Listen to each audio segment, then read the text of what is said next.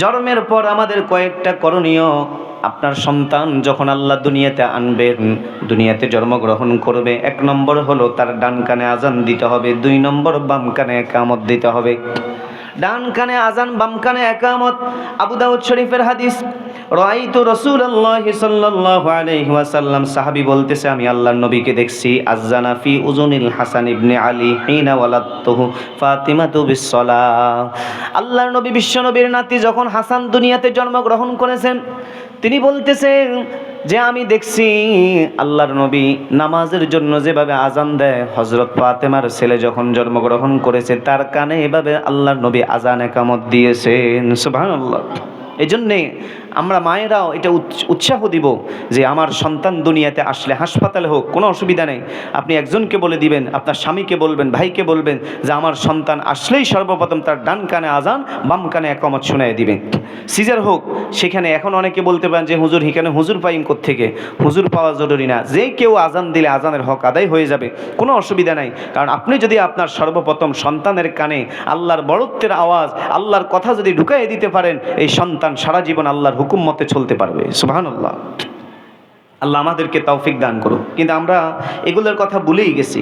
সন্তানের ডান কানে আজান, বাম কানে একামতের কথা আমরা ভুলেই গেছি। এটা যে আমাদের জন্য অত্যন্ত জরুরি, এটা যে অত্যন্ত আমার সন্তানের জীবনকে সুন্দর করার একটা মাধ্যম, এটা আমরা ভুলেই গেছি। নেককার হওয়ার জন্য এটা আমাদের জরুরি, এটা খেয়াল রাখবেন। 2 নম্বর কাজ হলো আমার মায়েরা, তাহানিক করাতে হবে। তাহানিক সন্তানকে, তাহানিক কি জিনিস আমরা অনেকে এটা জানিও না, বুঝিও না। তাহানিক বলা হয় কোনো নেককার ব্যক্তির মুখে একটু মিষ্টি জাতীয় কিছু দিয়ে দিবেন, খেজুর হোক, মিষ্টি হোক, মধু হোক, সে একটু খেজুর যদি দেন, খেজুর একটু চিবিয়ে তখন আপনার সন্তানের মুখে যে লালা দিবে, এটাকে বলা হয় তাহানিক। ওই নেককার ব্যক্তির একটু লালা যদি আপনার সন্তানের মুখে লেগে যায়, তাহলে ওই সন্তানকে আল্লাহ নেককার ব্যক্তির মতো করে দিবেন। সুবহানাল্লাহ। ওই নেককার ব্যক্তির একটা প্রভাব আল্লাহ সন্তানকে দিয়ে দিবেন। যদি আপনি সন্তানকে সর্বপ্রথম খাদ্য যে কোনো একজন নেককার দিনদার ব্যক্তির মুখের একটু লালা লাগিয়ে দেন, সে যেই হোক, আপনার বাবা হতে পারে, ভাই হতে পারে, মসজিদের ইমাম সাহেব হতে পারে, আপনার দৃষ্টিতে যে ভালো নেককার দিনদার নামাজি পুরুষ হোক মহিলা হোক অসুবিধা নাই, সর্বপ্রথম খাদ্য সন্তানের মুখে যে দিবেন, যে একটু খেজুর হোক অথবা একটু মিষ্টি জাতীয় যে কোনো জিনিস একটু তার মুখে লাগিয়ে তারপরে তার জবানে দিবেন, ইনশাআল্লাহ এর বরকতে ওই নেককারের প্রভাব আল্লাহ সন্তানের ভিতরে দিয়ে দিবেন। সুবহানাল্লাহ। আমরা এটা কয়জন জানি? জানলেও এটা আমল করি না। এটার প্রতি খুব খেয়াল রাখবেন মা বোনেরা, তাহলে এই সন্তানটা নেককার হবে, দিনদার হবে। এ ব্যাপারে অনেক হাদিস আছে, আমি এখন সেটা বলবো না, শুধু আপনাদেরকে হেডিং লাইনটা একটু বলে যাই, যাতে সন্তানকে এভাবে পরিচালনা করতে পারেন, তাহলে সন্তান নেককার হবে। 3 নম্বর কাজ হলো, বাচ্চাকে যখন আমরা দেখব, সাথে সাথে বাচ্চার বরকতের জন্য আল্লাহর কাছে দোয়া করব। অনেকে আছে সন্তান প্রসব করলেই বাচ্চাকে মুখ দোষ দেয়, মাশাআল্লাহ দেখতে একবারে বাবার মতো, নানার মতো, দাদার মতো, এত সুন্দর চেহারা, এত সাদা সুন্দর, মানুষ তাকে নজর দিয়ে দেয়। এই জন্য সন্তানকে দেখলে আগে তার জন্য বরকতের দোয়া করবেন, মাশাআল্লাহ বলতে হবে। আল্লাহর নবীর কাছে হযরত আয়েশা বলেন, ইতুনানি আসসিবিয়ান, কোন শিশু সন্তানকে যখন রাসূলের কাছে নিয়ে আসা হতো, লিল বারাকাতি, আল্লাহর নবী তার বরকতের জন্য দোয়া করে দিতেন। সুবহানাল্লাহ। এই জন্য আমরা সন্তানকে দেখলে সর্বপ্রথম বরকতের জন্য দোয়া করব। চলে আসছে না? আচ্ছা, আমিও শেষ করব। মাশাআল্লাহ, আমাদের প্রধান মেহমান চলে আসছে। নারায়ে তাকবীর, আল্লাহু আকবার। প্রধান মেহমানের আগমন, মাহফিলের পক্ষ থেকে লাল গোলাপ শুভেচ্ছা। আলহামদুলিল্লাহ, বসেন। জি হুজুর নির্দিষ্ট সময় স্টেজে আসবে, আমি আমার কথাটা শেষ করি। তাহলে 3 নম্বর, সন্তানের জন্য আমরা বরকতের দোয়া করব, সন্তান নেককার হতে হলে। 4 নম্বর কাজ হলো আকিকা করা। একটা সন্তান জন্মগ্রহণ করলে 7 দিনের দিন আমরা সন্তানের জন্য আকিকা করতে হবে। ছেলে হলে 2টা বকরি দিতে হবে, মেয়ে হলে 1টা বকরি দিতে হবে। কিন্তু আমরা এটার প্রতি গুরুত্বই দিই না। হাসপাতালের বিল আসে 30,000, 40,000, 50,000, সেটা হাওলাত বারাত করে দিতে পারি, কিন্তু সন্তানকে নেককার বানানোর জন্য 7 দিনের দিন তার আকিকা দেওয়া দরকার, সেটা দিতে পারি না। হুজুর টাকা নাই, অভাবে আছি। তো আপনি হাসপাতালের বিল যদি এত দিতে পারেন, একটা ছাগলের দাম না 10,000 টাকা নেবে বা 20,000 টাকা নেবে 2টা বকরি, এটা আপনার সন্তানকে সুস্থতা রাখার অন্যতম মাধ্যম, সন্তানের জীবনকে সুন্দর করার মাধ্যম।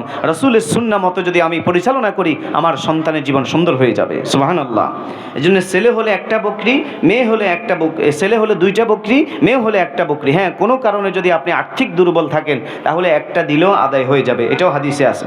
এজন্যই আকিকা দেওয়ার নিয়ম হলো 7 দিনে। মা বোনেরা, আল্লাহ নবী বলছেন যে আল গোলামু মুরতাহিনুন বিআকিকাতি ইযবাহু আনহু ইয়াউমুস সাবি', 7 দিনের দিন তার আকিকা দিতে হবে। এবং 7 দিনের দিন আরেকটা কাজ হলো ওয়ায়ুল হাকু রাসুহু, তার মাথা মুন্ডন করতে হবে, চুলগুলা ফেলে দিতে হবে। এবং শরীয়তে আরেকটা বিধান আছে, চুলগুলা যে ফেলে দিবেন, ওই চুল সমপরিমাণ যদি সামর্থ্য থাকে রূপা আল্লাহর রাস্তায় সদকা করে দিবেন, এটা হলো সুন্নাত। ওই সন্তানের চুল পরিমাণ স্বর্ণ দোকানে নিয়ে বাটখারার মধ্যে মেপে রূপা আল্লাহর রাস্তায় সদকা করে দিবেন। কেউ যদি আলহামদুলিল্লাহ সামর্থ্যবান থাকেন যে না আমি আমার সন্তানের চুল পরিমাণ স্বর্ণ দিয়ে দেবো, তাও আলহামদুলিল্লাহ, কোনো অসুবিধা নেই। এভাবে 7 দিনের দিন করতে হবে। এরপরে আরেকটা কাজ আমাদের হলো সুন্দর একটা নাম রাখতে হবে সন্তানের। এটা হলো মা এবং বাবার দায়িত্ব। আমরা সুন্দর নামের জন্য এখন তো পাগল, সবাই নাম রাখতে বলি, হুজুর কাছে যায়, হুজুর একটু আনকমন নাম দেন যেটা দুনিয়াতেও পাওয়া না যায়। কিন্তু হুজুর যদি একটা অর্থবহ সুন্দর নাম দেয় সেটা রাখতে মন চায় না, কারণ হুজুর এই নাম তো আঙ্গ বাড়িতে আছে, আমার আত্মীয়ের আছে, থাকুক, অসুবিধা কি। কিন্তু বলবেন হুজুর একটা অর্থ সুন্দর দেখে সুন্দর নাম যেটা আল্লাহর কাছে পছন্দ, নবীদের সাথে মিলে যায়, এরকম একটা নাম দেন, এটা বলবেন। অর্থ সুন্দর, আনকমনের দিকে যাইয়েন না, এটা হলো আরেকটা। এরপরে আপনার সন্তানকে ভালো করতে হলে আরেকটা কাজ হলো তাকে তরবিয়ত শিক্ষা দিতে হবে। আস্তে আস্তে যখন এই সন্তান বড় হবে, কথা বলা শিখবে, তাকে সর্বপ্রথম আল্লাহর নাম শিখাবেন, কালিমা শিখাবেন, তাকে তরবিয়ত শিক্ষা দিবেন। তাকে আপনি ভালো কথা, ডান দিক থেকে যে কোনো কাজ করা লাগে, মুরব্বীদেরকে দেখলে সালাম দিতে হয়, এরপরে কার সাথে কীভাবে আচরণ করতে হয়, যেই কোনো সময় খাবার যখন শুরু করবেন বিসমিল্লাহ ওয়ালা বারাকাতিল্লাহ পড়তে হয়, ঘুম যাইতে আল্লাহুম্মা বিসমিকা আমুতু ওয়া আহইয়া পড়তে হয়। আস্তে আস্তে দোয়া কালাম রাসূলের মাসনুন যে সুন্নতগুলা, এই তরবিয়তগুলা শিক্ষা দিতে হবে। ডান দিক থেকে হাঁটবে, ডান দিক থেকে জামা পরবে, ডান দিক থেকে জুতা পরবে, টয়লেটে ঢুকলে বাম পা দিবে, বাহির হইতে ডান পা, এইভাবে মসজিদে ঢুকতে ডান পা, বাহির হইতে বাম পা, এভাবে তরবিয়ত শিক্ষা দিতে হবে, তাহলে সন্তান নেককার হবে। এরপরে আরেকটা বড় তরবিয়ত হলো, একটু যখন বড় হবে, 4-5 বছর 6 বছর হয়ে যাবে, এবার তাকে সর্বপ্রথম কোরআন শিক্ষা দিতে হবে, তাহলে এই সন্তান নেককার হবে। তাকে সর্বপ্রথম দিন শিখাতে হবে, ছেলে হোক মেয়ে হোক, আগে তাকে দিন শিখাবো, কোরআন শিখাবো।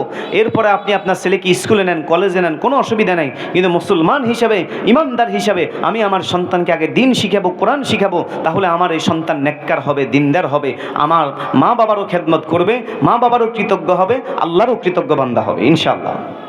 এরপরে আমার মা বোনেরা, আপনার সন্তানের প্রতি খেয়াল রাখতে হবে, যে বলছিলাম সন্তানকে দিন শিখাবেন, কোরআন শিখাবেন, উপযুক্ত বয়স হলে তাকে নেককার দেখে বিয়ে দিতে হবে।